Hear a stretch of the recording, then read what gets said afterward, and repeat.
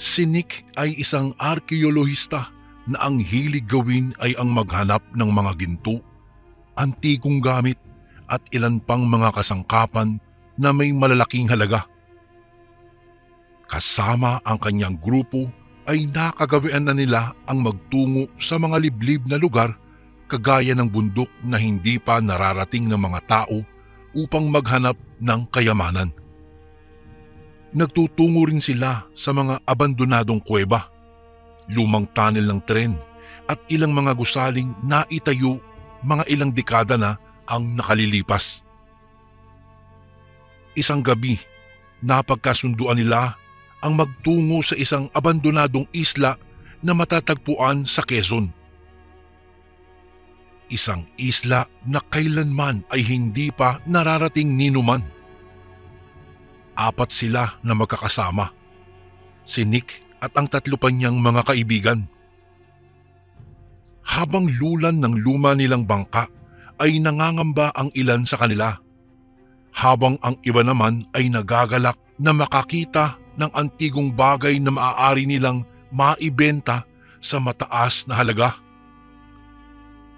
Sa kalagitnaan ng kanilang paglalayag, namataan nila ang isang liwanag na nagmumula sa bangkang pumapalapit sa kanilang direksyon.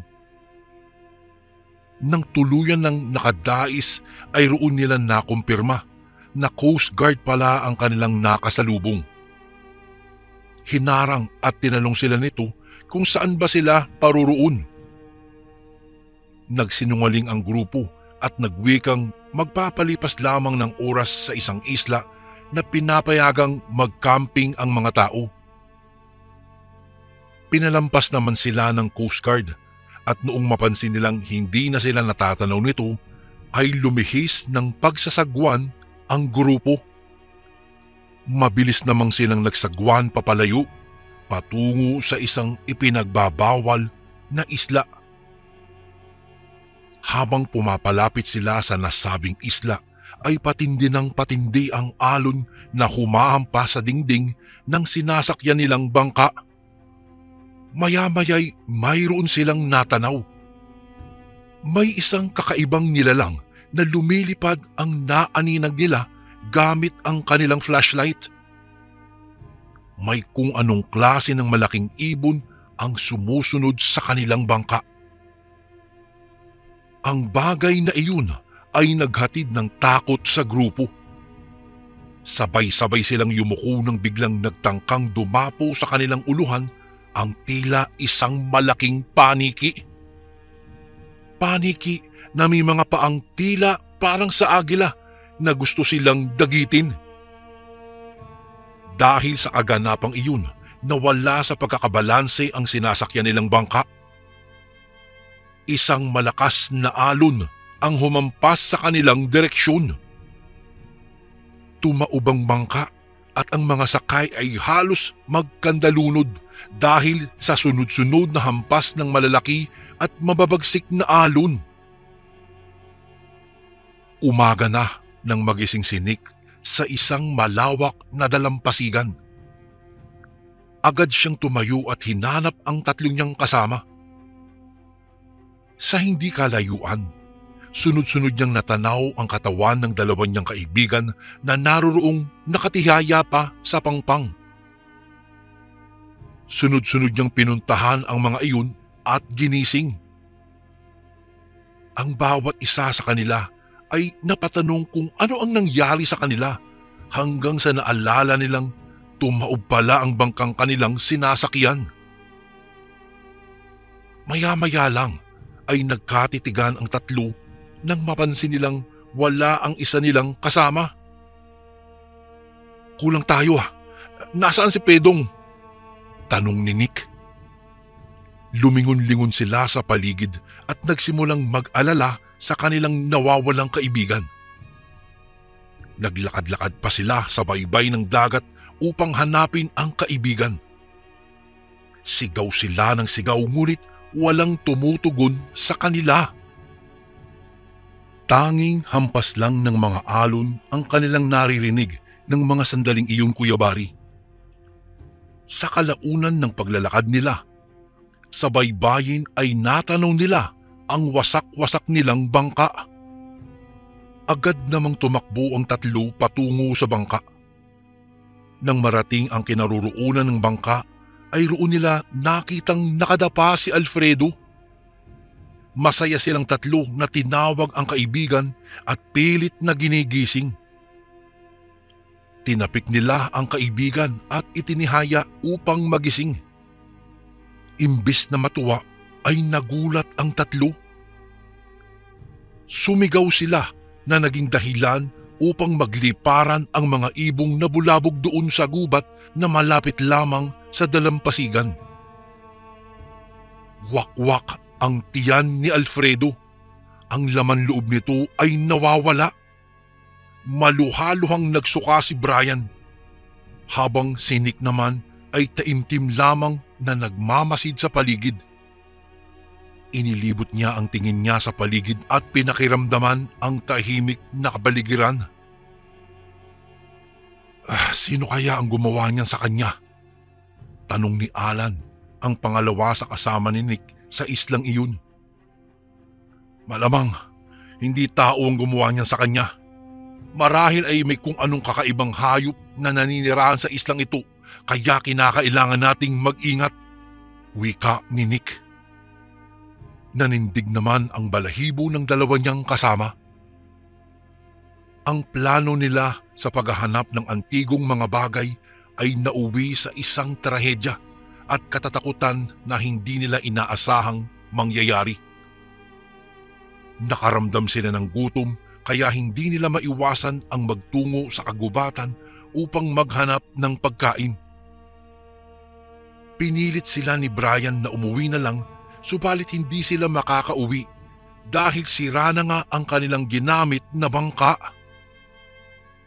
Isa pa'y nais din ni Alan ang manatili muna sa islang iyon upang magbakasakaling makahanap ng kayamanan.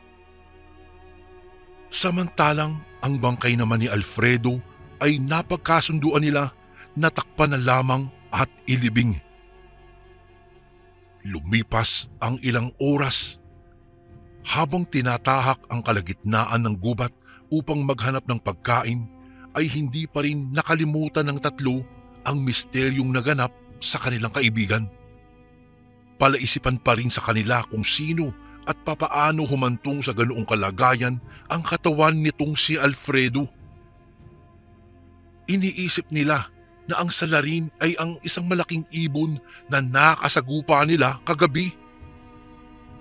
Hindi kaya aswang ang malaking paniking iyon? Papaano na lang kung natutulog lang iyon ngayon dahil umaga pa? Papaano kung umatake ulit iyon mamayang gabi? Sunod-sunod na tarantang tanong ni Brian. Dahil sa naramdamang takot ng dalawa, ay napayapos na lamang sila kay Nick. Lumipas ang kahabaan ng umaga, subalit wala man lang silang nakitang prutas o kahit na anong pagkain sa labas. Malapit ng gumabi kaya nakaramdam ng kaba ang tatlo. Sa kanilang patuloy na paglalakad sa gitna ng gubat ay isang munting kubong nakabukas ang kanilang natanaw. Tumawag sila at paulit-ulit na nagtanong kung may tao ba roon. Nang silipin nila ang loob ng kubo ay wala silang nakitang tao.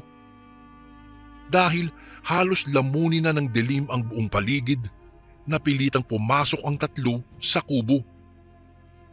Isinirado nila ang pintuan upang makasigurong ligtas sila sa loob. Laking tuwa naman ng tatlo noong may napansin silang mesa na may mga nakapatong na pagkain. Agad namang nilantakhan ng tatlo ang pagkain na kanilang nakita. Nagtaka naman sila nang malasahang matabang ang pagkain. Ganun pa man, minabuti pa rin nila na ubusin ang pagkain upang hindi sila malipasan ng gutom. Sa labis na kabusugan ng magkakaibigan ay nakatulog ang mga ito. Sa kabilang banda, isang matandang lalaki naman ang dumating. Nagtaka at nagulat ito nang maratnan niyang nakakandado na ang kanyang bahay. Paulit-ulit siyang kumakatok at nakiusap na buksan ang pintuan. Hanggang sa nagising ang tatlo sa ingay na nilikha nun. Nakaramdam ng kaba at takot ang tatlong magkakaibigan na naroon sa loob ng kubo. Nagdadalawang isip sila kung bubuksan ba nila ang pintuan o hindi. Sa katagalan ay napagdesisyonan na lamang nilang buksan ito. Sumalubong sa kanila ang isang matandang may mabalasik na mukha. Galit na galit ang tingin ng matanda. Malalim ang mga mata nito. Walang kanal sa pagitan ng ilong at labi. Mas kinabahan ang magkaibigan nang makita na nila ang matanda.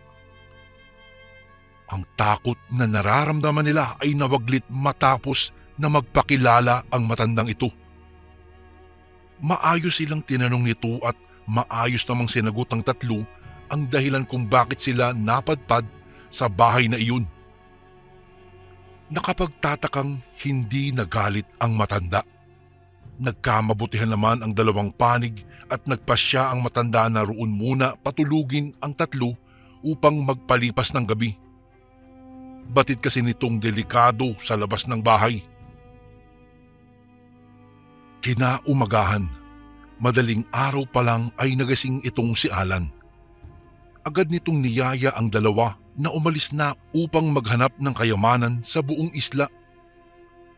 Ngunit mahimbing ang tulog ni Brian kaya si Nick na lamang ang nakasama. Umalis ang dalawa upang maghanap ng mga antigong bagay sa islang iyon. Habang si Brian naman ay naiwan sa kubong iyon kasama ang matanda. Naglakad lamang ng naglakad ang dalawa sa direksyon na hindi nila alam ang kanilang patutunguhan. Hanggang sa nakalimutan na nila ang daan pabalik sa kubo ng matanda. Kahit naligaw sila ay nakaramdam sila ng saya sapagkat isang kuweba ang kanilang nakita sa gitna ng gubat na iyon. Noong una, nagdalawang isip pa silang pumasok ngunit sa katagalan ay hindi na nila pinigilan ang kanilang mga sarili na pumasok sa loob ng kuweba. Habang tinatahak ang bukana papasok sa kuweba, ay unti-unti na ring dumidilim sa loob ng yungib. Mabuti na lamang at naisalba pa nila ang kanilang flashlight na dala-dala nila ng mga oras na iyon. Maya-maya lang ay gumuhit ang ngiti sa mga labi ni Nick nang may makita siyang isang makinang na bagay sa loob ng kuwebang iyon. Agad nilang nilapitan ang kakaibang bagay. Nang makadais na siya ay roon niya na lamang isa pala itong punyal. Isang tansong punyal. Walang ano-ano ay kinuha niya ang punyal sapagkat nakakasiguro siyang mataas ang halaga ng bagay na iyon. Maya-maya lang, isang boses o angil ang kanilang narinig sa loob ng kuwebang kinaroroonan nila. Naglabasan ang mga maliliit na paniki dahil nabulabog ang mga ito. Ang angil ay nasundan ng sunod-sunod na ungot at pagaspas ng pakpak. Walang kaalam-alam ang dalawa na ang yungib na iyon ay isa palang tirahan ng aswang. Noong idako ng dalawa ang kanilang flashlight sa direksyon kung saan nila narinig ang ingay, agad silang napaupo sa gulat. Isang malaking paniki ang kanilang nakita. Paniki na may kombinasyon na parang isang tao. May mahahabang kuko, pangil at madulas na katawan. May aswang! Sigaw ni Brian habang tumatakbo siya palabas ng kuwebang iyon. Si Nick naman ay naroon pa sa loob. Marahan pang umatras dahil kaharap na niya ang aswang. Biglang sumunggab sa direksyon ni Nick ang aswang. Sa kagustuhan na makalabas ng buhay sa yungib na iyon ay ginamit ni Nick ang lahat ng kanyang lakas, makalaban lamang at upang hindi maging agahan ng aswang na iyon. Noong makita ng aswang ang tansong punyal na hawak ni Nick ay tila bang natakot ang nilalang na ito. Napaatras ito na wari bang takot na takot. Ginamit ni Nick ang pagkakataong iyon upang makalabas na sa kuweba. Nang magawa niyang lumabas ay mabilis siyang tumakbo palayo sa lugar na iyon kasama si Alan. Naghabol hininga ang dalawa dahil sa pagod na nararamdaman nila pareho. Kapwa sila napasandal na lamang sa isang malaking puno matapos nilang makalayo sa madilim na kuwebang iyon. Dahil umaga ng oras na iyon ay kampante na nagpahinga muna ang dalawa. Maliwanag naman sa labas, hindi kagaya sa loob ng kuweba na talagang sobrang dilim. Naging problema ng dalawa kung papaano nga ba sila makakabalik sa bahay ng matanda na pinanggalingan nila. Kailangan nilang balikan si Brian lalo na at kasama nito yung matanda na hindi naman nila lubusan pang kakilala. Lahat ng direksyon ay sinubukan na nilang galugarin, subalit pabalik-balik lamang sila sa daan na kanina pa nilang nararating. Sa paniniwalang na maligno sila, ay nagpasya ang dalawa na baliktarin ang kanilang mga damit upang hindi sila tuluyan na maligaw. Naging epektibo naman ang taktika na kanilang ginamit. Bago pa magdapit hapon ay maswerte sila dahil nahanap na nila ang tamang daan pabalik sa bahay ng matanda. Tumakbo ang dalawa upang mas mapadali ang pagdating nila sa bahay na iyon. Nang sila ay makarating sa kubo ay nagtaka sila sapagkat napakatahimik ng bahay. Hindi man lang sila sinalubong ng kaibigan nilang si Brian. Balak sanang ipaalam ng dalawa na may nahanap silang kayamanan, subalit hindi man lang nila nakita ang kaibigan. Tinawag nila si Brian sa pangalan nito, subalit hindi man lang nila ito narinig na sumagot. Ilang minuto na, subalit hindi pa rin nila nakikita ang kaibigang si Brian. Bagkus ay tanging yung matanda lamang ang lumabas at nagpakita sa dalawa. Niyaya sila ng matanda na kumain dahil baka raw ay pagod na ang dalawa. Tinanong nila ang matanda kung nasaan nga ba si Brian at tanging sagot lamang nun ay sumunod daw ito sa kanilang dalawa. Umasa ang dalawa na baka babalik din ang kanilang kaibigan na si Brian, kung kaya't pinaunlakan nila ang pagkaing inaalok ng matanda. Noong humarap na sila sa hapagkainan, ay halos maduwal ang dalawa sa kanilang nakita. Napansin nila sa sabaw na inihain ng matanda ang kwintas na pagmamay-ari ni Brian. Nabitiwan ni Nick ang tangan niyang kutsara. Agad na napatakbo si Alan sa likod ng bahay at siya'y nagsuka. Doon sa likod ng bahay ay napansin niya roon ang nagkalat na mga dugo at ilang mga lamang loob na nakasampay. Kasama na rin doon ang damit ng kaibigang si Brian. Laking gulat niya sa kanyang nakita dahil nakumpirma niyang si Brian nga ang karning niluto ng matanda. Bumalik si Alan sa loob ng kubo na parang walang nangyari. Pasimple niyang sinabi kay Nick ang kanyang nakita. Nagulat naman si Nick, ngunit hindi niya pinahalata ito. At pagkatapos na magkaunawaan ang dalawa, ay puwersahang nilang itinumba ang mesa na naging dahilan sa pagkaipit ng matanda. Ginamit ng dalawa ang pagkakataong iyon upang tumakbo palayo sa bahay ng matanda. Panibagong yugto na naman ng pagsubok ang kanilang kahaharapin nang mapansin nilang dumidilim na naman ang paligid. Ipinagsadyos na lamang nila ang lahat ng mga maaaring mangyari. Anong gagawin natin, Nick? Gumagabi na naman. Tanong ni Alan kay Nick. Hindi na siya sinagot ni Nick sapagkat hindi rin ito alam kung ano nga ba ang dapat nilang gawin. Minabuti na lamang ng dalawa ang manahimik at iwasang magsalita. Sa ganoong paraan ay hindi agad sila makikita ng mga aswang sa islang iyon. Sa kahabaan ng gabi ay hindi man lang nakatulog ang dalawa. Pagod na ang katawan nila, subalit pinili pa rin nila ang huwag umidlip upang maging alisto sila sa oras na may aswang na umatake sa kanilang dalawa.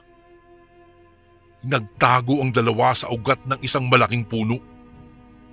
Maya-maya lang ay may naulinigan silang kaluskos ng mga dahon kasabay sa sunod-sunod na yabag mula sa hindi kalayuan.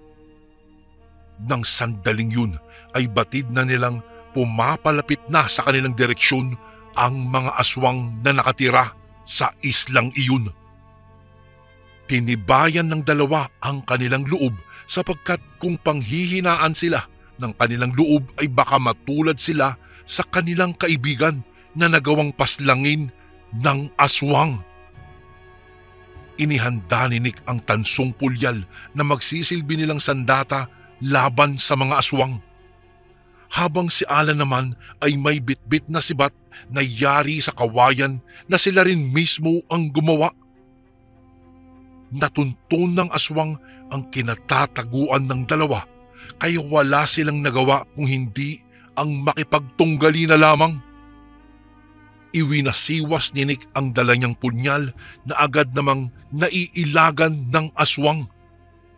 Dala ng matinding takot ay nabitiwan ni Nick ang dala niyang punyal. Biglang dumamba sa kanya ang aswang kaya pumailalim si Nick sa ninalang. Akma na sanang dudukutin ng aswang ang puso ni Nick nang biglang napatigil ang aswang. Bumaon kasi sa likuran nito ang kawayang sibat na itinarak ni Alan. Inakala ni Alan na magtatagumpay na siya sa kanyang ginawa, ngunit makunat pala ang balat ng aswang. Agad na nabuwal ang pagkakabaon ng kawayan sa likod ng aswang sapagkat mababaw lamang ang pagkakatusok nun. Lumingon ang aswang sa direksyon ni Alan, habang si Alan naman ay napapaatras na lang sa takot. Lumundag ang aswang patungo sa direksyon ni Alan.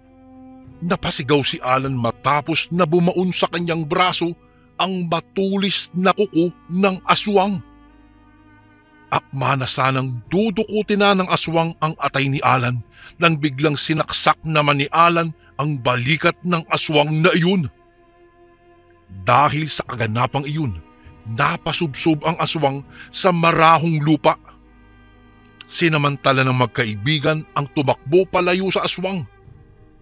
Ninais nilang takasan ang aswang, subalit muli pala itong bumangon. Lumundag at nagpalipat-lipat sa punong ang aswang habang hinahabol nito ang magkaibigan na walang sawang nagtatatakbo. Muli ay nasakmal ng aswang ang paanan ni Nick. Dahil doon, napahinto na naman ang dalawa sa kanilang pagtakbo. Nagpumigla si Alan at agad niyang tinaga sa ulo ang aswang gamit ang dala niyang tansong punyal. Doon na nagwala ang aswang sa labis na sakit na nararamdaman nito. Muli pang sinundan ni Nick ng panibagong saksak sa liig ang aswang. Nang akmang itatarak na ni Nick ang punyal sa dibdib ng aswang, nagulat siya dahil nasalag ito. Sa sobrang lakas ng nilalang na iyon ay tumilapon ang tansong punyal. Hindi naman nag-aksaya si Alan ng oras. Kaagad niyang kinuha ang punyal na tumilapon at dali-dali niya iyong isinaksak sa likuran ng aswang na tumagos pa sa dibdib nun. Nangisay na lamang ang katawan ng aswang bago ito tuluyang nalagutan ng hininga at kalaunan ay nag-iba ang anyo nito. Naging ganap itong tao, isang matanda. Ang ikinagulat ng dalawa ay hindi nito kamukha ang matandang nakatira sa kubo. Kaya malakas ang kutob nila na marami pa ang aswang na nakatira sa islang napuntahan nila. Maya-maya'y naglawis-wisan ang mga sanga ng puno sa paligid. Magkatalikod habang paikot na nagmasid sina Nick at Alan sa kanilang paligid. Napuno ng mga matang umiilaw ang bawat sanga ng punong nakapaligid sa kanila. Pinalilibutan naman sila ng mga itim na asong lobo na kalaunan ay nag-anyong mga tao. Inakala ng dalawa na ordinaryong tao lamang ang mga iyon, ngunit nagulat sila nang sunod-sunod na nagpulahan ang mga mata ng mga taong nakapalibot sa kanila. Naglabasan ang mga mabalasik na pangil ng mga iyon. Wala nang nagawa ang dalawa, ngunit napadasal na lamang sila habang sila ay naroroon sa gitna ng pulutong ng mga mababangis na aswang. Halos mawala na sila ng pag-asa. Tanging sandata na lamang nilang dalawa ay yung tansong punyal na bitbit ni Nick. Walang takot na itinaas ito ni Nick. Nagulat ang mga aswang nang mapagmasdan ang tansong punyal na itinaas ni Nick. Gayunpaman ay sunod-sunod pa ring sumugod ang mga ito. Subalit bawat aswang na matamaan ng punyal ay nakakaramdam ng matinding panghihina at kalaunan ay namamatay, kahalintulad ng mga aswang na unang nakasalamuha ng dalawa. Laking tuwa ni Alan sapagkat lahat ng aswang na dumadai sa kanya ay kaagad na pinapaslang ni Nick. Naging madali na kay Nick ang pumatay ng mga aswang sa tagpong iyon kumpara noong una, sapagkat hindi na siya nakaramdam pa ng takot at panginginig. Tanging nasa isip ni Nick ng mga sandaling iyon ay ang makapatay ng aswang upang manatili silang buhay ni Alan. Kalmot lamang ang tinamo ng dalawa, samantalang ang mga aswang na kanilang napapatay ay maya-mayang nagiging anyong tao at nagiging abong humahalo sa hangin. Sa dami ng mga aswang ay tila walang kaubusan ito. Mabuti na lamang at hindi sumuko si Nick. Hindi niya ininda ang pagod na kanyang nararamdaman. Patuloy lamang siya sa pagpaslang sa pamamagitan ng tansong punyal. Kalaunan ay nagawa pa rin niyang patayin ang sandamakmak na aswang na nasa islang iyon. Matapos yun, napatihaya na lamang si Nick sa gitna ng kakahuyan, bunsod ng labis na pagod na nararamdaman niya sa pakikipaglaban. Saglit na namahinga ang magkaibigan at pagkatapos ay nagtungo sila sa baybay ng dagat sa pagbabaka sakaling mayroong taong pwedeng tumulong sa kanila. Alam nilang imposibleng mangyari iyon, ngunit iyon na lang ang huling bagay na inaasahan nila. Hindi na sila maaring maghintay pa ng umaga sapagkat hindi nila tanto kung gaano karaming aswang pa ang nakatira sa islang iyon at maya-maya lang ay maaari silang sugurin ng mga ito upang gawing pagkain. Gumawa sila ng isang malaking siga. Lahat ng makita nilang tuyong kahoy ay sinunog nila doon. Taimtim silang nagdasal na sana'y mayroong makakita ng malaking apoy na iyon at mailigtas sila sa isla ng mga aswang. Pagkalipas ng ilang oras, mayroon silang naaninagan sa dalampasigan. Tila isang bangka na may lulan na isang tao. Ngunit nangamba sila. Hindi agad sila nagtiwala roon sapagkat baka iniisip nila na baka aswang ang taong kanilang nakita. Mahirap na kasing magtiwala sa islang lipos ng mga aswang. Gayunpaman, tinibayan na lang nila ang kanilang loob. Umaasang totoong tao ito. Di nagtagal, nakita nilang papalapit ng papalapit ang bangkang sinasakyan ng taong nasa dalampasigan. Pagdaong nito doon ay agad silang lumapit sa taong kanilang nakita upang magbakasakaling makahingi sila ng tulong.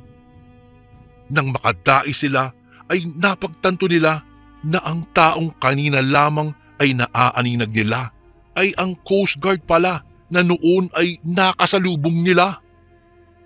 Manong tulungan niyo po kami? May mga aswang po sa islang ito. Natutulirong paghingi ni Alan ng saklolo.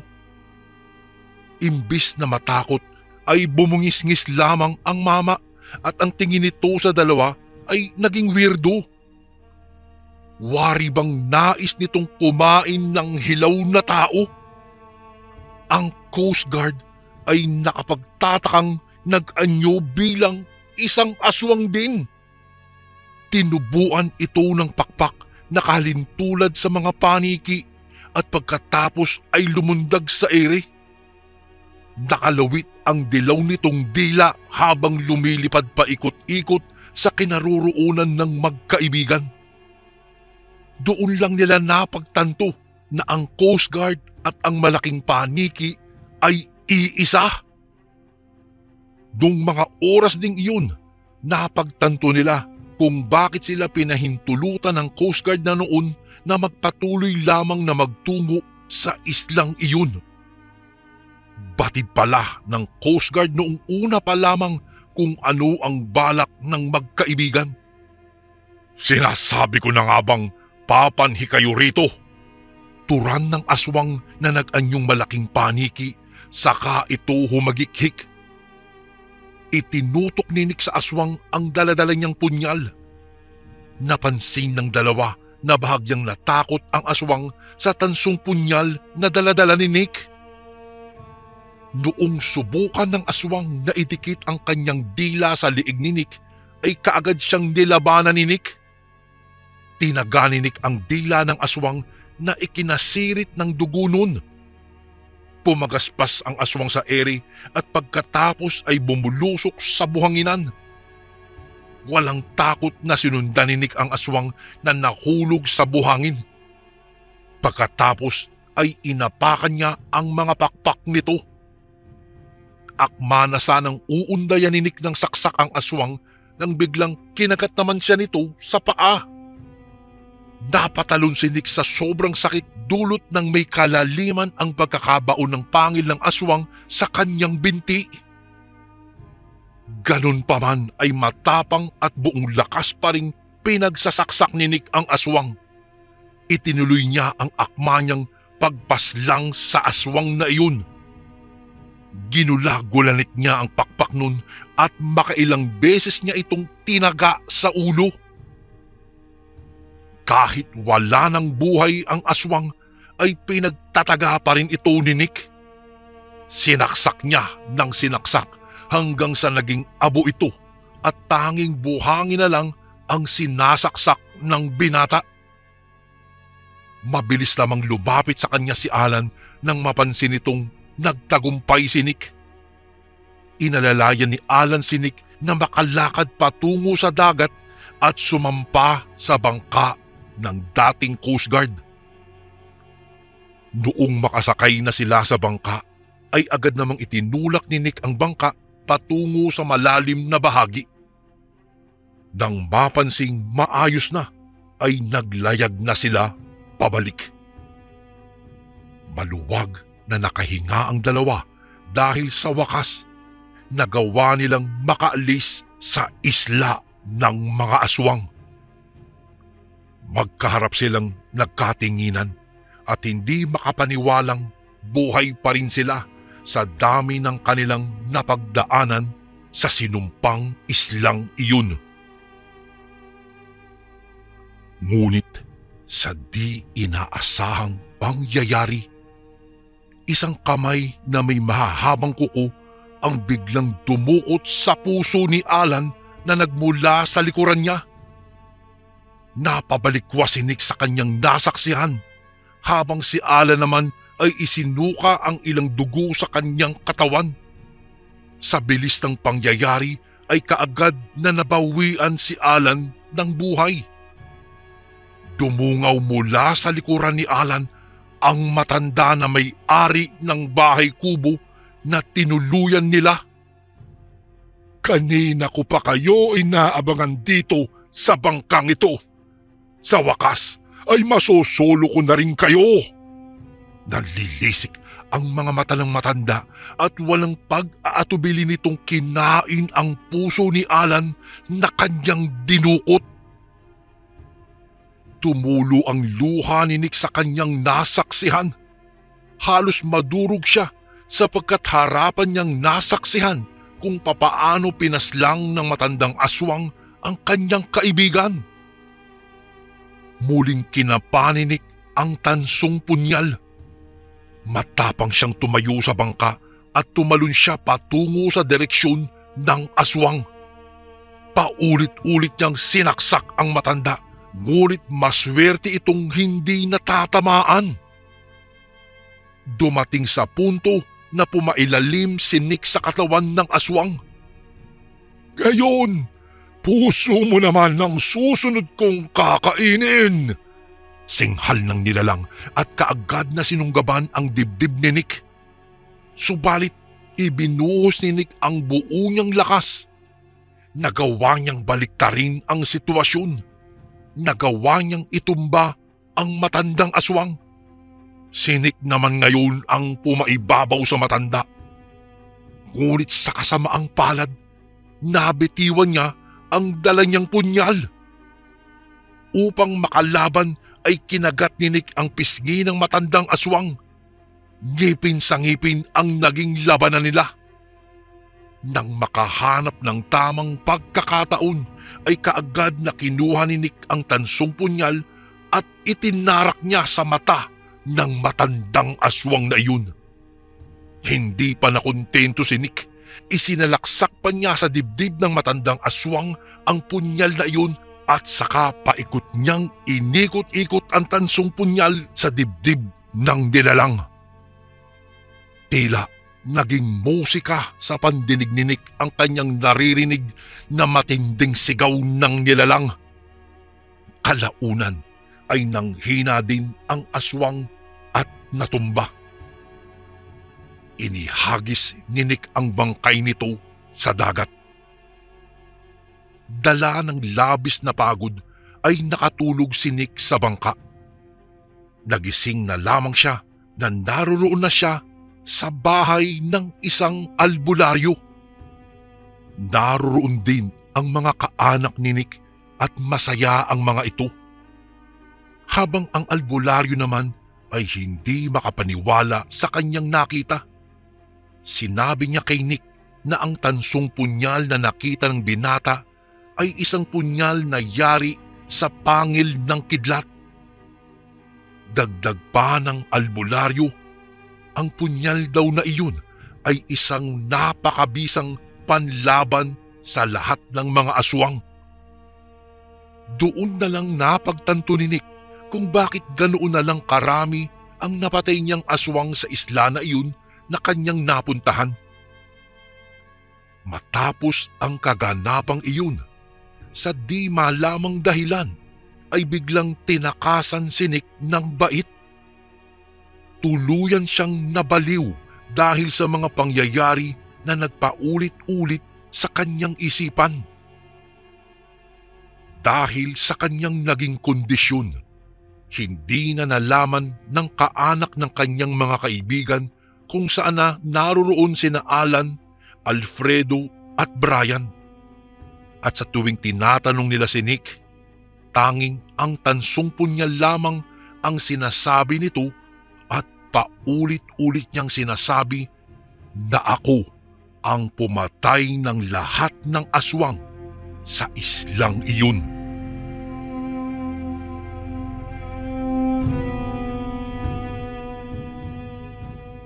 Magandang araw po sa inyo, Kuya Bari.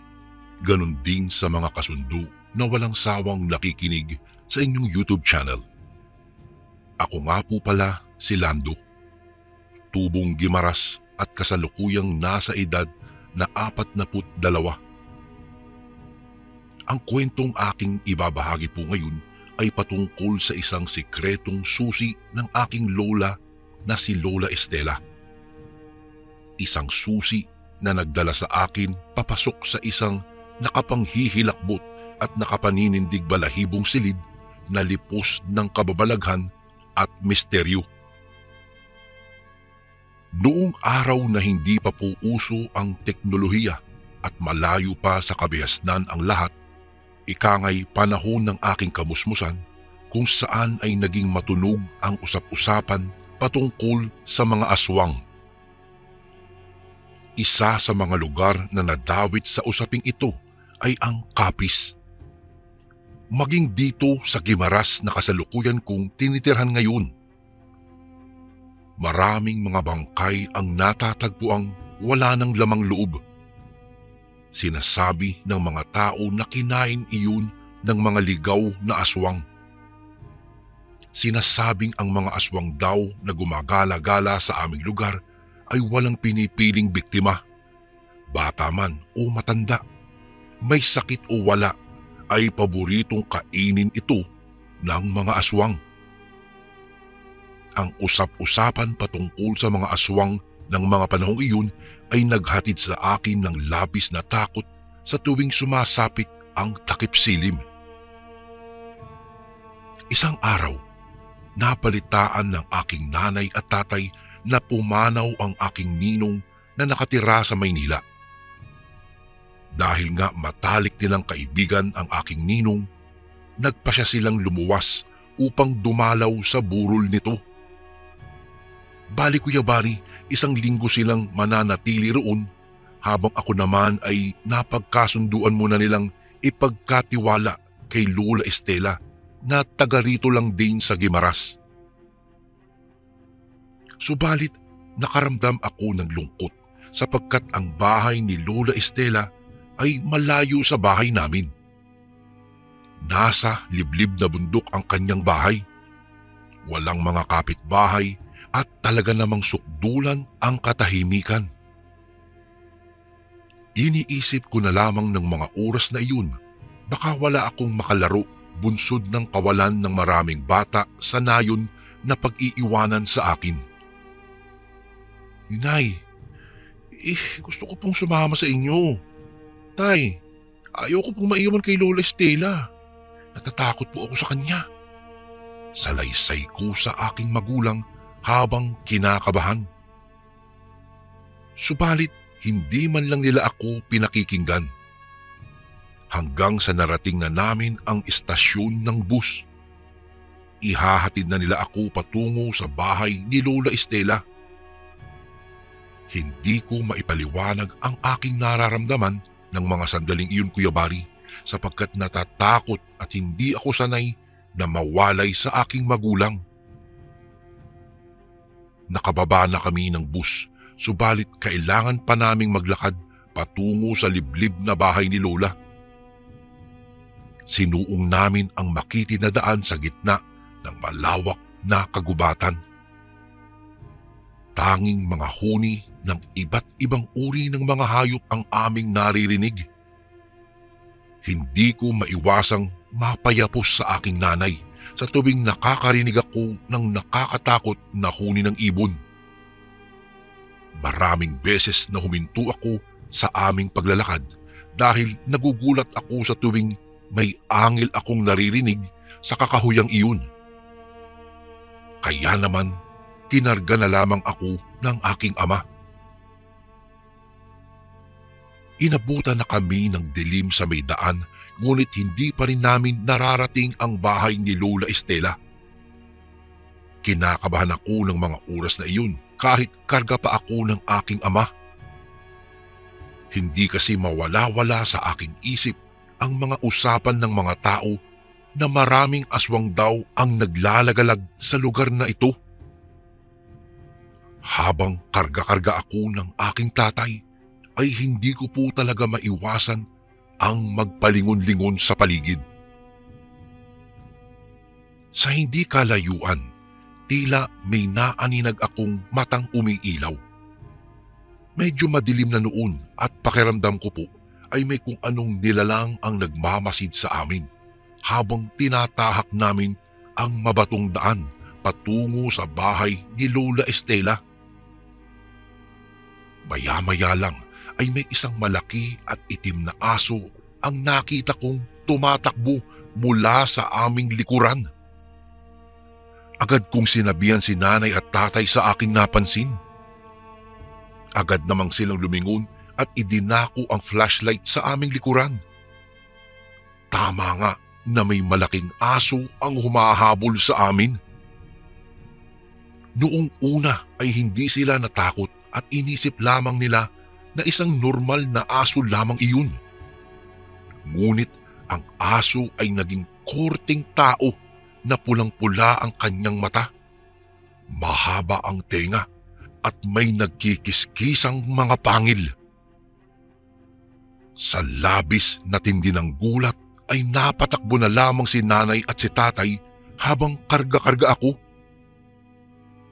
Kahit madapa-dapa na sila kakatakbo ay patuloy pa rin sila sa paghakbang makalayo lamang sa lugar na iyon. Noong matanaw na namin ang munting liwanag mula sa isang bahay, ay nabuhayan kami ng loob. Nabuhayan kami ng pag-asa nang makita naming malapit na kami sa bahay ni Lola Estela. Nang marating ang bahay, ay kaagad na kumatok si nanay at si tatay. Nakiusap sila kay Lola na buksan kaagad ang pintuan sapagkat may aswang daw na humahabol sa amin. Sa kabutihang palad naman, narinig ni Lola Estela ang katok ni nanay at tatay. Dali-dali niya kaming pinagbuksan ng pintuan. Inay, may aswang pong humahabol sa amin. Habol-hanging wika ng aking ina. Ay, anong ginagawa ninyo rito? Bakit kayo nagsadya rito? Gayong batid naman ninyong aabutan lang kayo ng gabi sa paglalakad sa daan. Tanong ni Lola matapos niya kaming papasukin. Naroroon siya sa may kandado ng pintuan at tinitingnan niya ng maigi ang kandado kung talaga bang maayos ang pagkakasara noon. Noong mga sandaling iyon, habang nag-uusap-usap sila, ay kasalukuyan naming naririnig ang mga kaluskos at angil ng aswang na paikot-ikot sa paligid ng bahay ni Lola Estela. Ay, nandito na naman sila. Ayaw talaga nila akong lubayan. Ayaw lubayan ang bahay ko. Usal ni Lola Estela at taimtim siyang nagdasal. Waring may binubulong siya sa hangin.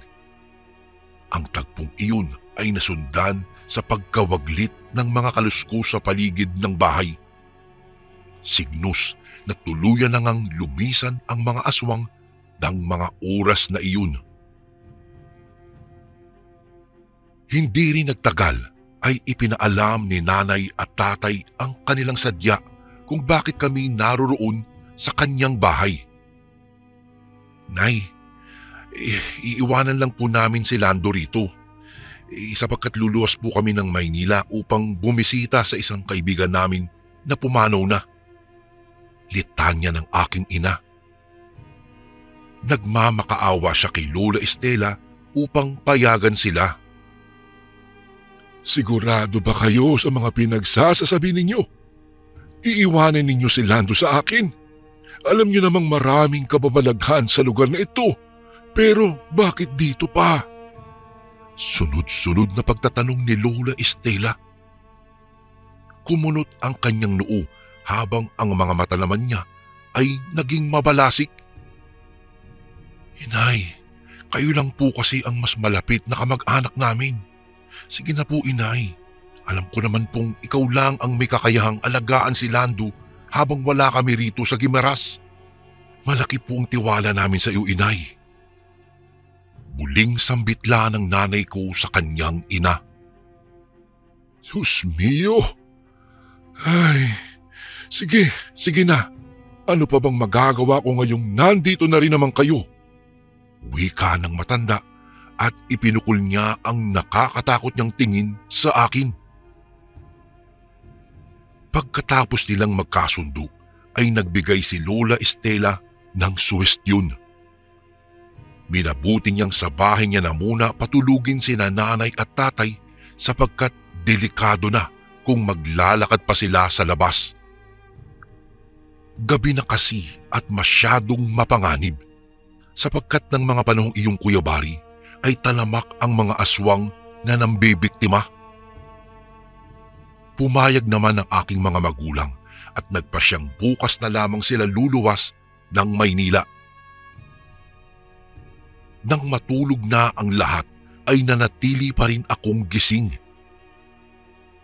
Hindi talaga ako mapakali sa aking kinahihigaan sapagkat hindi ako sanay sa matigas na higaan.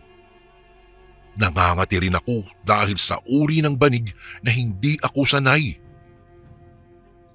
Kasabay ng naririnig kong patak ng antigong orasan ni Lola, ay nakarinig din ako ng isang malakas na hagikgik mula sa hindi matukoy na sulok ng bahay. Hinanap ko si Lola, subalit hindi ko siya nakita. Kalaunan ay nakarinig ako ng boses na umaalulong na aso sa labas ng bahay. Sa sobrang takot ay agad akong bumalik sa higaan sa gitna ni nanay at tatay. Pinilit kong matulog upang kinabukasan ay maging maayos na rin ang lahat. Noong sumapit ang umaga, nagising na lamang akong wala na ang aking nanay at tatay. Sinabi na lamang sa akin ni Lola Estela na maagang lumuwas ang aking ama at ina. Eksaktong 6:00 noong pumutok daw ang bukang liwayway. Nakaramdam naman ako ng lungkot dahil nalaman kong tuluyan na akong iniwan ng aking magulang. Alam ko namang babalikan nila ako pero gayon pa man ay nalulungkot pa rin ako dahil siguro sa mura kong edad noon. Buong araw akong umiiyak ng umiiyak. Kaya naman ay nahirapan sa akin si Lola Estela na patahanin ako. Lahat ng kailangan niyang gawin ay ginawa na niya, ngunit patuloy lamang ako sa pag-iyak. Ay, apo, tumigil ka na nga sa kaiiyak mo. Ano ka ba namang bata ka? Gabi na, baka marinig ka ng mga aswang sa labas at puntahan tayo rito. Dahil sa narinig kong sinabi ni Lola ay hininaan ko ang aking boses. Palihim akong humagulgul at nawala ng ganang kumain ng hapunan sapagkat hindi ako sanay sa bahay na iyon. At dahil naririndi na rin sa akin si Lola, naghanap siya ng laruang maaari kong laruin, ngunit sa kasamaang palad ay wala siyang makitang laruan ng bata sa kanyang bahay. Hanggang sa lumapit ulit siya sa akin at iniabot niya ang isang kakaibang manika na may karayong pang nakatusok sa ulo nito. Kakaiba ang manikang iyon sa lahat ng laruan na aking nakikita. Natutuwa naman ako sapagkat kahit papaano ay nagkaroon ako ng laruan. Lumipas ang ilang oras ay nagpasya na si Lola Estela na patulugin ako dahil maggagabi na. Ngunit natagpuan lamang ako nito na nakatitig sa isang lumang pintuan ng isa pang kwarto sa kanyang bahay. Hindi ko po talaga maintindihan, Kuya Bari, kung anong dahilan, ngunit binalot kasi ng kuryosidad ang aking isipan at napapaisip na lamang ako kung ano nga ba ang mayroon sa kwartong iyon. Apo, matulog ka na. Huwag mo nang titigan yung kwartong iyan at bawal kang pumunta sa kwartong iyan ha. Litanya ni Lola habang tinatapik niya ang aking balikat. Agad naman akong sumunod kay Lola papasok sa kanyang kwarto.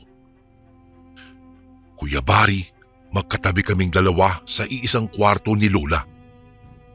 Habang pinapatulog niya ako, ay isang susi ang umagaw sa aking atensyon. Nakasabit ito sa isang pako at naisip ko na magandang paglaruan ang bagay na iyon. Kakaiba kasi ang hugis nito. Hanggang sa hindi ko namamalayang nakapikit na naman ako. Sa kalagitnaan ng aking pagtulog ay bigla akong nagising. Wala na si Lola sa aking tabi. Agad-agad akong bumangon at napansin kong nawala ang laruang manika sa aking tabi. Ang susi naman na nakita kong nakasabit kanina ay nawala rin sa pinagsasabitan noon. Marahan kong binuksan ang pintuan ng kwartong kinalalagyan ko upang alamin kung nasa labas ba si Lola Estela. Kakaunting siwang pa lamang ang aking nabubuksan, ngunit natanaw ko si Lola na naroroong pumasok sa kwartong mahigpit niyang ipinagbabawal na pumasok ako. Akma na sana akong susunod kay Lola patungo sa pinuntahan niyang kwarto nang biglang may lumagapak sa bubungan ng aming bahay. Nagulat ako sa aking narinig. Nakaramdam ako ng pagkangilo sapagkat may kung anong nilalang sa bubong ng bahay na kinakalmot ang yero. Wari bang gusto nitong buksan ang bubungan? Napatakbo ako pabalik sa higaan at nagtalukbong gamit ang kumot. Sunod-sunod na nakarinig ako ng angil ng hindi matukoy na nilalang. Maya-maya'y nagkalampagan na ang bubungan ng bahay na para bang may nag-aaway roon. Ilang minuto din ang itinagal ng ingay na talaga namang labis kong ikinatakot. Kalaunan ay maluwag akong nakahinga nang mawaglit ang ingay. Noong mga oras na iyon ay nalilito na ako sa mga nangyayari. Hindi ko na mawari kung anong misteryo ang mayroon sa bahay ni Lola. Hindi ko rin alam kung bakit madalas na may ganoong ingay akong naririnig sa tuwing nagigising ako sa kalagitnaan ng gabi. Isang tanghali, nagpaalam sa akin si Lola na aalis muna siya upang mamalengke sa bayan. Nangako siya sa akin na maaga siyang babalik. Ngunit nangamba ako sapagkat alam kong malayo ang bayan sa bahay na iyon. Natatakot akong hindi agad bumalik si Lola, pero hindi ko po siya pinigilan. Pinanghawakan ko na lamang ang kanyang pangako na babalik siya agad bago pa man tuluyang dumilim ang paligid. Apo, kung gagabihin man ako sa labas, ay huwag na huwag kang magpapapasok dito sa bahay ng taong hindi mo naman kakilala. Hintay mo akong kumatok at tawagin ka. Bilin sa akin ni Lola Estela. Dahil sa sinabi niya ay kinabahan ako. Mukhang alam kasi ng matanda na hindi agad siya makakauwi dahil malayo ang bayan. Mas kinabahan ako nang umalis na siya.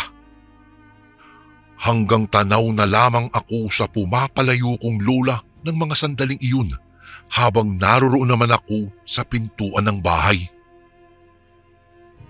Matagal akong naghintay sa pintuan, subalit hindi pa rin nakakabalik si Lola.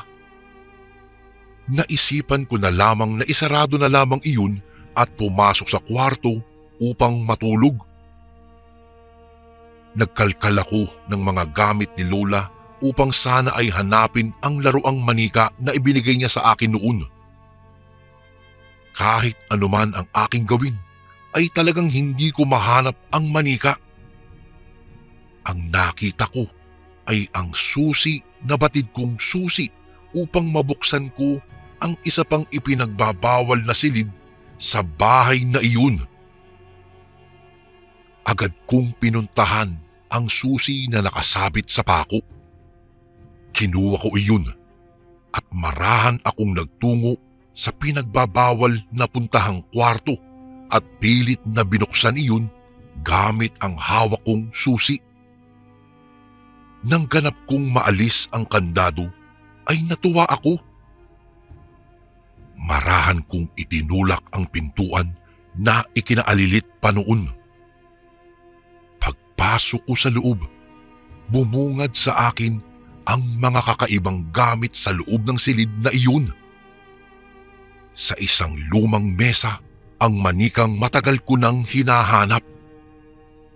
Hindi ko talaga maipaliwanag kung anong meron ba sa kwartong iyon at para saan ang mga kakaibang gamit na aking nakikita roon.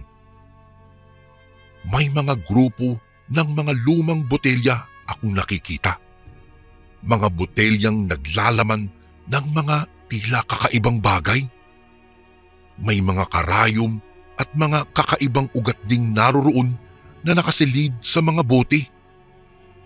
May mga mahahabang kuko rin akong nakita na nakasilid sa ibang itim na bote.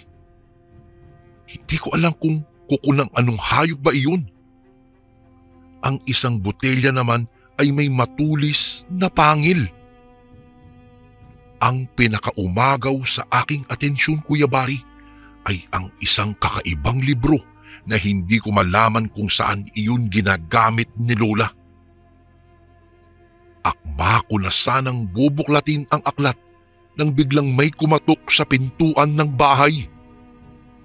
Nagmadali akong lumabas ng pintuan at ikinandado kaagad ang kwartong pinanggalingan ko. Ang susi naman ay mabilis kong ibinulsa.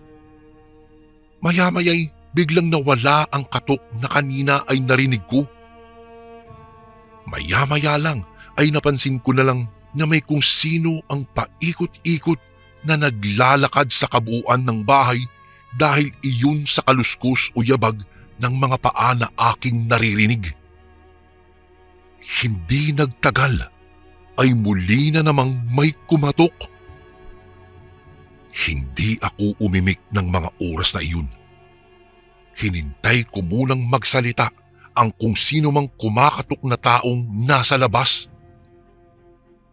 Ngunit naisip kong baka si Lola na iyon.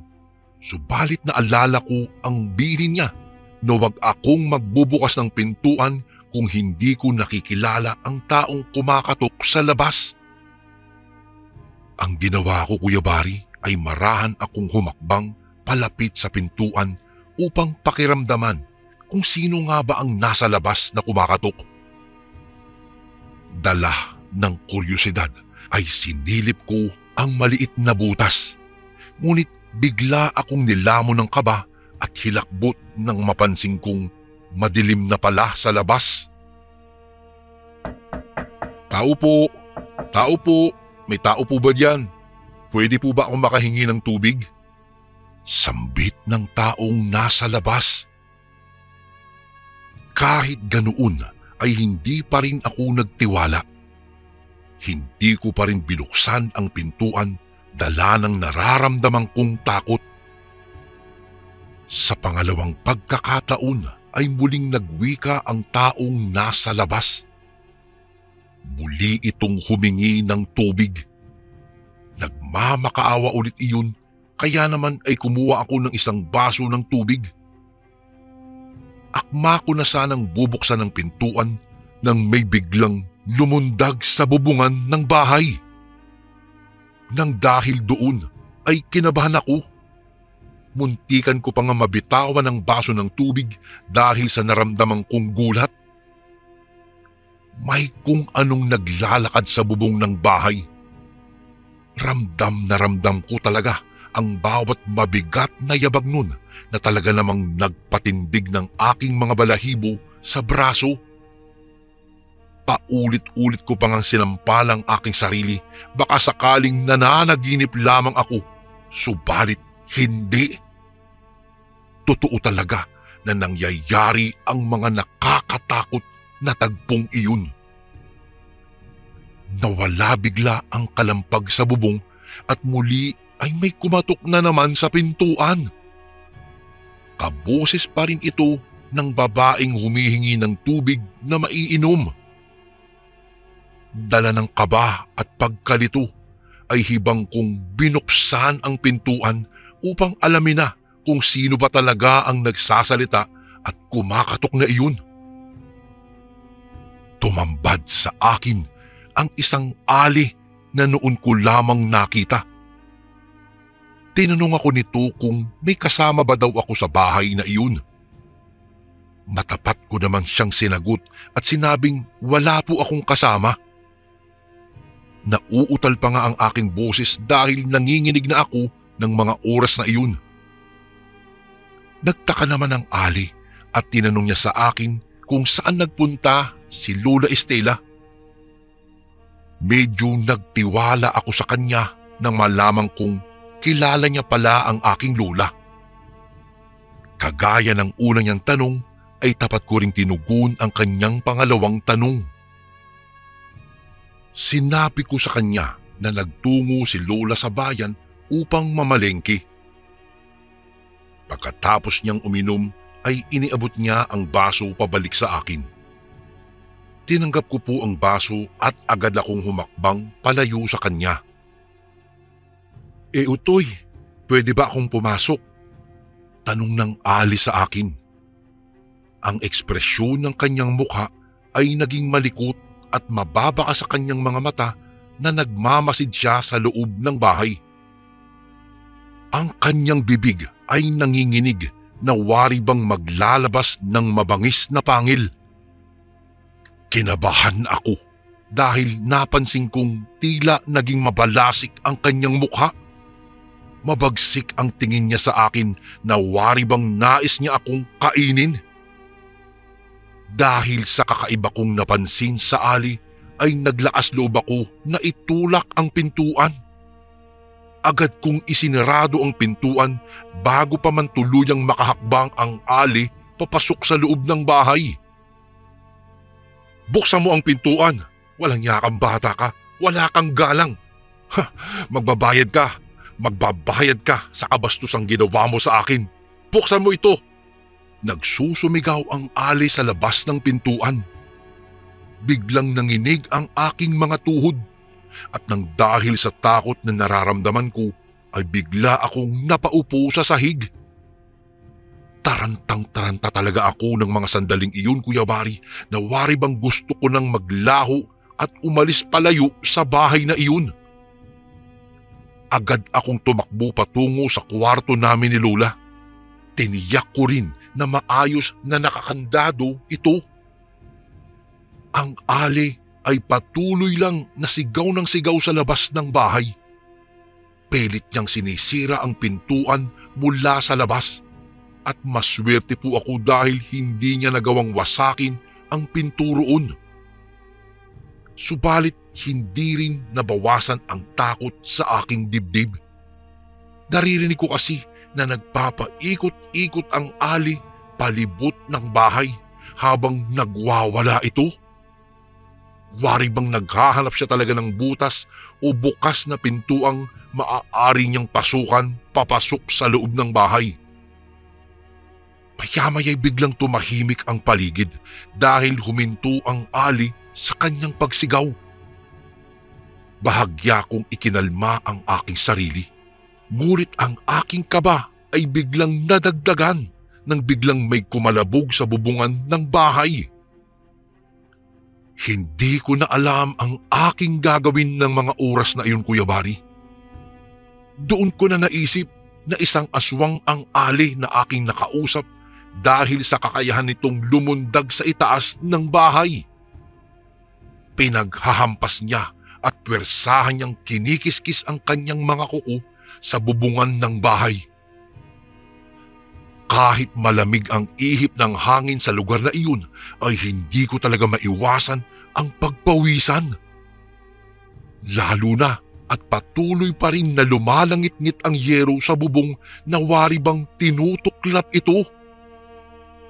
Tinawag ko ng tinawag ang pangalan ni Lola habang patuloy ako sa aking pag-iyak.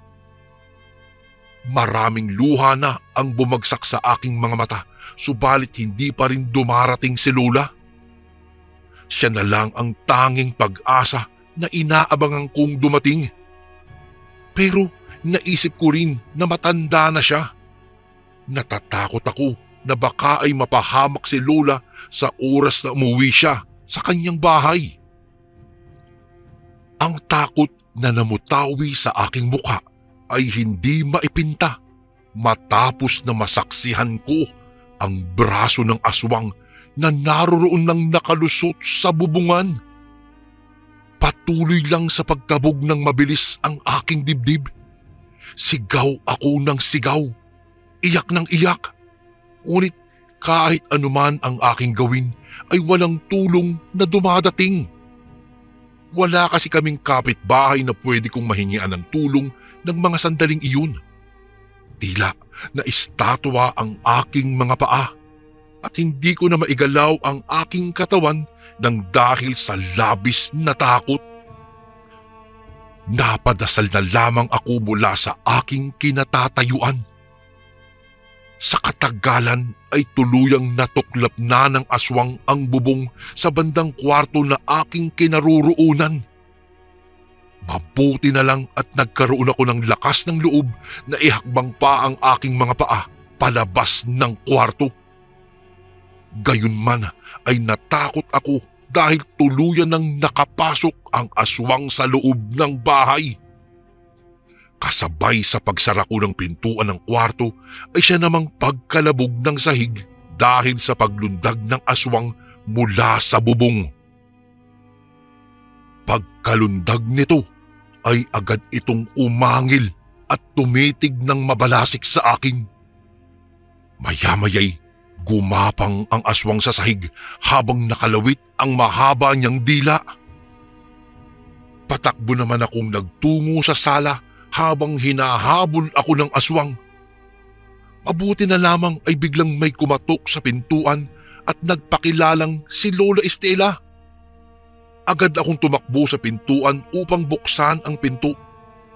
Laking tuwa ko nang makumpirmang si Lola nga ang dumating.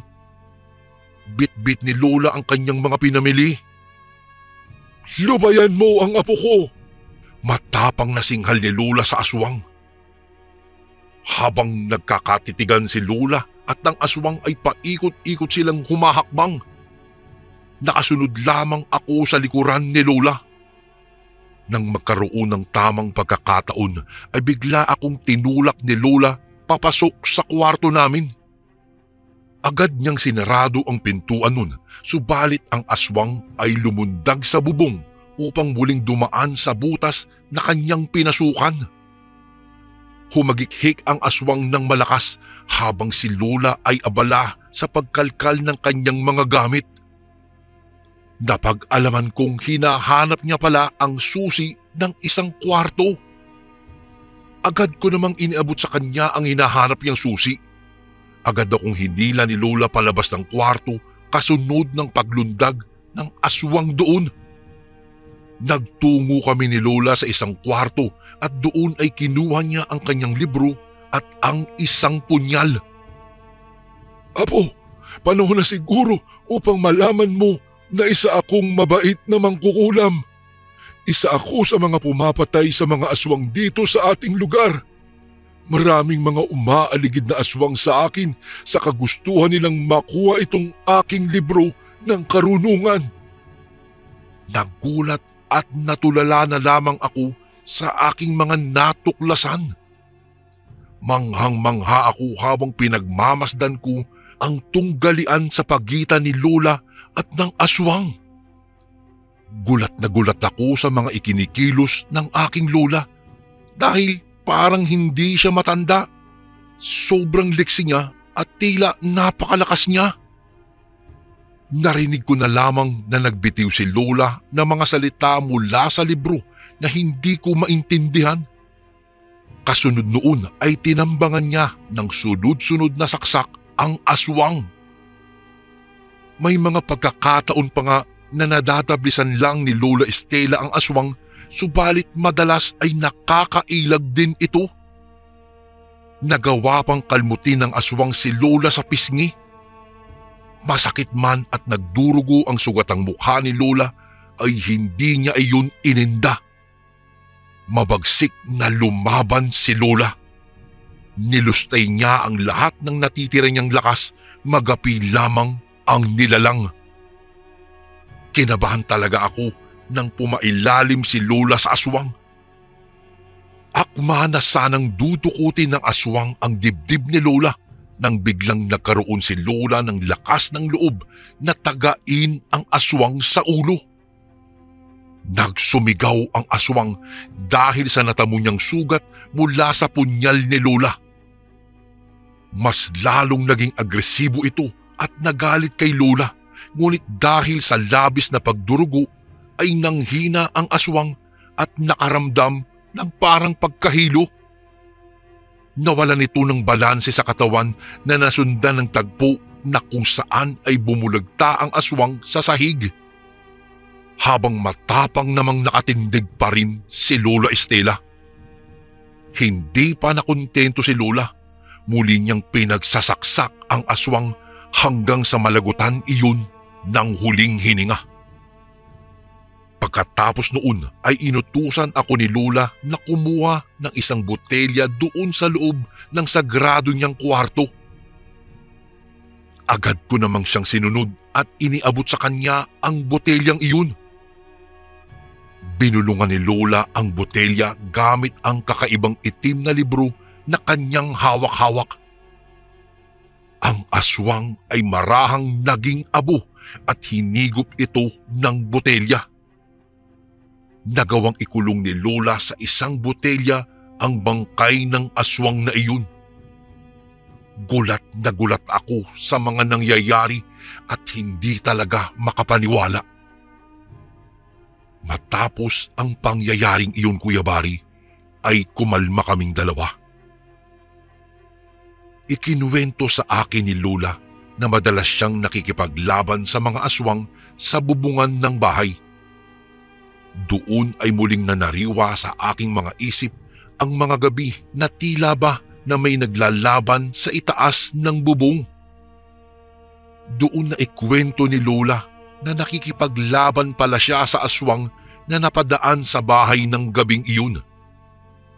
Sinabi rin sa akin ni Lola na alam ng aking mga magulang ang kakayahan na mayroon siya, kaya minabuti nilang iwanan ako sa kanya.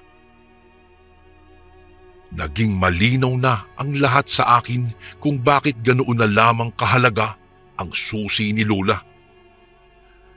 Mahigpit niya palang iniingatan ang sagrado niyang kwarto na kinukublihan niya ng kanyang enerhiya bilang isang mangkukulam. Lumipas ang isang linggo ay dumating na ang aking mga magulang upang sunduin ako. Sa loob ng isang linggo na pamamalagi ko sa bahay ng aking Lola Estela ay mas naintindihan ko ang kanyang ginagawa. Maraming ikinuwento sa akin ang aking Lola tungkol sa mga pakikipaglaban niya sa mga aswang, mga taong natulungan niya at mga taong ginamot niya. Noong dumating ang mga magulang ko upang sunduin ako, ay parang nakaramdam ako ng lungkot para sa aking Lola Estela. Marahil noong mga panahong iyon ay naiisip ko na mag-isa lamang siya na nabubuhay sa bahay na iyon at wala na siyang katuwang o magiging kausap man lang. At hindi ko rin maitatanggi na gusto kong bumalik muli sa bahay niya. Ngunit sa kasamaang palad ay hindi na ako nakabalik muli sa bahay ni Lola Estela. Dahil ilang taon lang ang lumipas ay namayapa na ito dahil na rin siguro sa kanyang katandaan. Maraming alaala ang nanatili sa aking isipan. Ang isang linggong pamamalagi ko sa aking Lola Estela ay ang pinaka-espesyal na bagay na nangyari sa buhay ko. Opo, mangkukulaman siya. Mangkukulaman ang aking lola, ay hindi ko siya kinamumuhian at taas noo kong ipinagmamalaki pa rin siya dahil alam kong busilak ang kanyang kalooban. Kuya Bari, dito ko na po tatapusin ang aking kwento. Maraming salamat po kung sakaling mapili niyo rin po ito na basahin sa inyong channel. Lubos na gumagalang, Lando.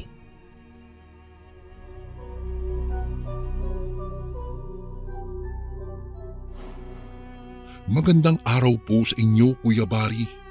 Kumusta po kayo? Gusto ko lang po sanang magbahagi sa inyo ng kwentong aswang na ikinuwento lang din sa akin ng aking ina. Ito po ay tungkol sa nangyari sa kanyang pinsan noon na si Tia Sol. Itago niyo na lang po ako sa palayaw na Marge. At ang aking ina naman ay tawagin niyo na lamang po sa pangalang Maris. Nang mga panahong nangyari ito ay ipinagbubuntis pa lamang ako ng aking ina. Noon din po, bago nagpasyang lumipat ng lugar na matitirhan ng aking mga magulang ay iisang baryo lang sila ni Tia Sol. Ayon sa naging kwento nito sa akin, si Tia Sol ay nagpasyang magtrabaho sa Maynila dahil sa hirap daw ng buhay. Wala pang sariling pamilya noon ang aking tiyahin dahil mas pinili nitong huwag na munang pumasok sa pakikipagrelasyon dahil siya lang ang inaasahan ng kanyang mga magulang. Iyon na nga po, Kuya Bari.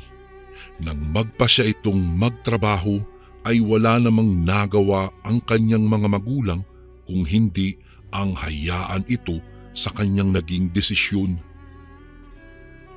Nang umalis na nga noon si Tia Sol upang magtrabaho sa Maynila ay nakaramdam ng lungkot ang aking ina. Ito lang kasi ang madalas niyang nakakausap sa tuwing naiiwan siya sa bahay dahil may trabaho noon ang aking ama. Ilang buwan na ring nakaalis si Sol. Kamusta na kaya siya sa Maynila? Hindi man lang siya sumusulat sa akin. Alam naman niyang yun lang ang pwedeng maging komunikasyon naming dalawa. Malungkot na wika ng aking ina nang minsang maalala niya si Tia Sol. Lumipas pa raw ang mga buwan na wala talagang naging balita ang aking ina kay Tia Sol. Isang beses pa nga noon ay pumunta ang aking ina sa bahay ng kanyang tiyahin na ina ni Tia Sol upang magtanong kung kamusta na ang kanyang pinsan sa Maynila. Tia, kamusta na po si Insan doon sa Maynila? Sumusulat po ba sa inyo? Tanong ni Mama sa ina ng kanyang pinsan. Napailing naman ito kung kaya labis na nagtaka ang aking ina. Ano pong ibig niyong sabihin? Muling tanong pa ng aking ina. Hindi na nakakapagpadala pa ng sulat ang pinsan mo. Mga nasa siguro 2 buwan na siyang nung huli siyang magpadala dito ng sulat sa akin. Ayos lang naman daw siya noon yung unang sulat niya. Hindi lang ako sigurado sa ngayon kung ganun pa rin. Nag-aalalang tugon ng kanyang tiyahin sa kanya. Napabuntong hininga na lang ang aking ina dahil sa mga bagay na sumasagi sa isipan niya tungkol sa kanyang pinsan. Upang hindi maapektuhan noon ang pagbubuntis ni Mama sa akin, ay hindi na lang muna niya pinansin ang tungkol sa mga bagay na iyon. Ayon pa kay Mama, Pinagsabihan din daw siya ni Papa na maghintay na lamang sa sulat ni Tio Sol at huwag nang problemahin at iwaksin na lamang ang kanyang isipan sa mga bagay na naiisip niya tungkol sa kanyang pinsan. Hanggang sa isang araw, nagpunta ang aking ina sa bahay ni Tia Sol. Laking gulat ito nang makita ang kanyang pinsan. "Uy, Sol!" Sigaw ng aking ina, dahilan para mapatingin sa kanya ang bagong dating niyang pinsan. Dala-dala pa nito ang kanyang mga kagamitan. Dahil sa pagtataka noon ay naglakad patungo sa kanyang pinsan ang aking ina. Sakto namang pagkadating ng aking ina sa harapan ng kanyang pinsan ay siya namang pagbagsak ng katawan nito. Mabuti na lang at nasalo ito ni Mama kung kaya hindi ito bumagsak sa lupa. "Sol! Tiya, tulong! Narito po si Sol!" Sigaw ng aking ina sa ina ng kanyang pinsan na noon ay nasa loob ng kanilang bahay. Nang makalabas ang tiyahin nito ay laking gulat nito nang makita ang kanyang anak. "Naku, Sol! Diyos ko!" Tarantang sambit ng ina ni Sol at saka kumapit sa aking ina. Pinagtulungan nilang dalawa si Tia Sol upang dalhin sa loob ng kanilang bahay. Noong makapasok na sila doon sa loob ng kanilang bahay ay agad nilang inihiga si Tia Sol. "Ano kayang nangyari sa batang ito at ganito ang mukha nito?" tanong ng ina ni Sol. Napailing naman ang aking ina dahil hindi niya rin alam ang nangyari sa kanyang pinsan. Inisip na lang din nilang baka dahil lang sa pagbabiyahe nito kaya namumutla ito ng mga sandaling iyon. Ang hindi lang nila maintindihan ay kung bakit biglaan ang pag-uwi nito at hindi man lang nagpasabi na uuwi siya. Hinintay na lang nilang magising si Tia Sol dahil nais nilang makausap ito. Makalipas nga ang ilang oras na tulog ni Tia Sol ay nagising na ito. Mga bandang 4:00 iyon ng hapon. Hindi naman nakauwi kaagad ang aking ina sa bahay nila dahil naghintay rin itong magising ang kanyang pinsan. "Naku, anong nangyari sa iyo, anak?" tanong ng ina ni Tia Sol sa kanya. Hindi kaagad nakasagot si Tia, bagkus ay napatingin lang ito kina Mama. Ayon pa sa aking ina, ng mga sandaling iyon ay tila ibang-iba si Tia Sol. Iyong tipong tila hindi na niya kilala ang kanyang pinsan. Sol, kamusta ang pakiramdam mo?" tanong naman ni Mama sa kanyang pinsan. Dahil doon ay napatitig sa kanya si Tia Sol. Matagal siyang tinitigan nito sa mga mata at hanggang sa napunta ang tingin nito sa nakaumbok na tiyan ng aking ina. Nakaramdam naman ng takot ang aking ina dahil sa naging pagtitig sa kanya ng kanyang pinsan. Hindi alam ng aking ina kung ano ang kanyang gagawin ng mga sandaling iyon. Walang ano-ano ay bigla na lang napaangil si Tia Sol sa aking ina. Bago ko po ipagpatuloy ang kwentong ito ay may request sana ako sa iyo, kasundo. Isang pindot lang ito, kasundo, sa subscribe button namin. Malaking tulong po ito sa amin, kasundo, upang mapagpatuloy pa namin ang mas marami pang magagandang kwento. Salamat sa pag-subscribe mo, bagong kasundo.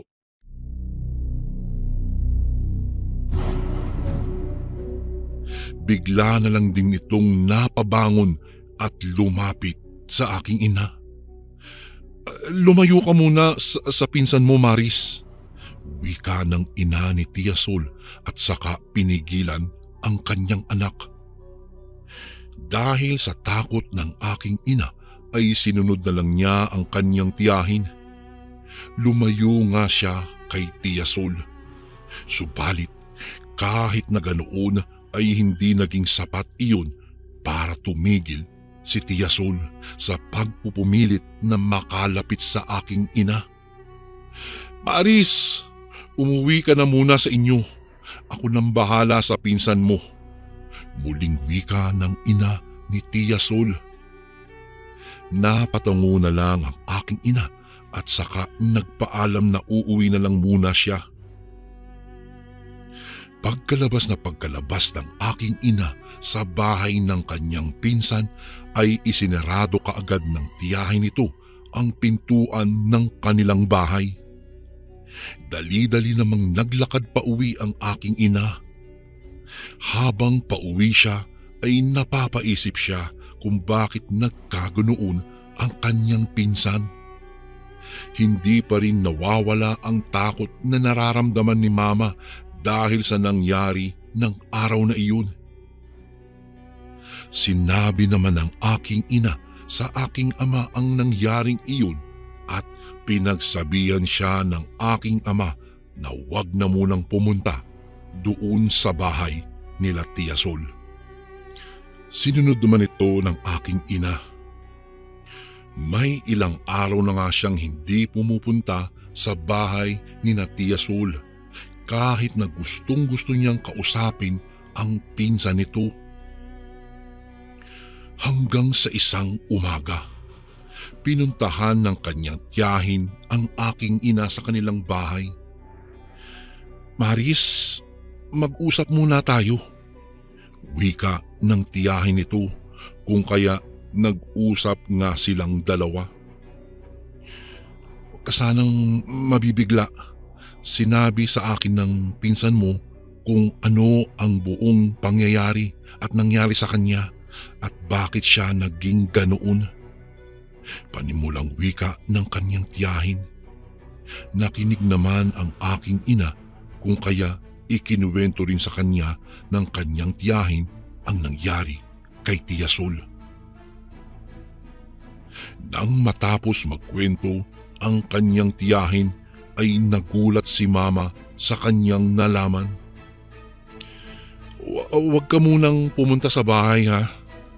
Dadalhin ko muna ang pinsan mo sa isang albularyo upang ipagamot. Saad ng kanyang tiyahin. Hindi makapaniwala si Mama na posibleng nahawaan ang kanyang pinsan sa pagiging aswang habang nasa malayo siya. May nakilala raw kasi itong kadugo nila. Kung kaya hindi ito nag-atubiling sumama dito.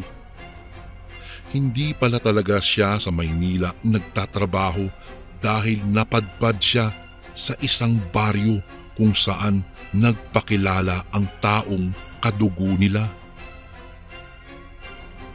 Nagulat nga raw ang tiyahin ng aking ina nang malamang ang taong iyon ay ang pinsan raw ng aking lola at ng tiyahin nito na kilalang pamilya ng mga aswang. Kaya naisip ng kanyang tiyahin na nahawahan ang anak nito dahil doon nakatira si Tia Sol sa kanila. Dinala nga ng kanyang ina si Tia Sol sa isang albularyo at hindi nga siya nagkamaling nahawaan nga ito. Dahil doon, masakit man ay walang nagawa ang ina ni Tia Sol at ikinadena ng kanyang ina si Tia Sol dahil nag-iiba ito tuwing sasapit ang 6:00 ng gabi. Bigla-bigla na lang itong napapaangil at naglalaway. Minsan ay nagrereklamo itong nagugutom ngunit hindi na lang pinapansin ng kanyang ina. Hanggang sa isang gabi, Matutulog na sana ang aking ina nang may narinig silang kumatok sa kanilang pinto. Agad napabangon naman sila at saka binuksan ng aking ama ang pinto. Nakaramdam kaagad sila ng takot nang makitang si Tia Sol pala ang nasa labas ng bahay. Akmang isasara na sana ng aking ama ang pinto nang walang ano-ano ay tumakbo papasok ng kanilang bahay at sinugod ang aking ina. Naglalaway at nanlilisik ang mga mata nitong ng mga sandaling iyon. Papalapit na sana siya sa aking ina nang mapigilan siya ng aking ama sa pamamagitan ng paghila dito. Natumba naman silang dalawa dahil doon. "Dali, pumasok ka sa silid!" sigaw ng aking ama, kung kaya sinunod siya ng aking ina. Naglaban naman sila Tia at ang aking ama. Nasugatan pa nga daw ang aking ama sa kanyang kanang braso nang kalmutin siya ni Tia Sol gamit ang mahahaba at matutulis nitong mga kuko. Lumaban naman ang aking ama hanggang sa si Tia Sol na mismo ang tumakbo palabas at palayo ng bahay. Hinabol pa siya ng aking ama ngunit hindi niya nahabol ito. Pumunta naman ang ina ni Tia Sol sa bahay namin at saka itinanong kung saan si Tia Sol, kung kaya itinuro ng aking ama kung saan ito pumunta. Noong gabing iyon, nagbantay sila sa aming bahay dahil baka balikan nito ang aking ina at aswangin. Simula rin ng gabing iyon, hindi na nakauwi pa sa kanilang bahay si Tia Sol. Walang nakakaalam kung saan ito nagpunta. Minsan ay may nagpaparamdam na aswang sa aking ina, subalit kapag sasabihin nila ang pangalan ni Tia Sol ay nawawala rin naman ito kaagad. Hanggang sa mga panahong ito, hindi pa rin mawala sa isip ng aking ina ang nangyari sa kanyang pinsan. Hindi niya lubos maisip na magkakaroon siya ng isang kadugong aswang. Hanggang dito na lang po ang aking kwento, Kuya Bari. Maraming salamat po.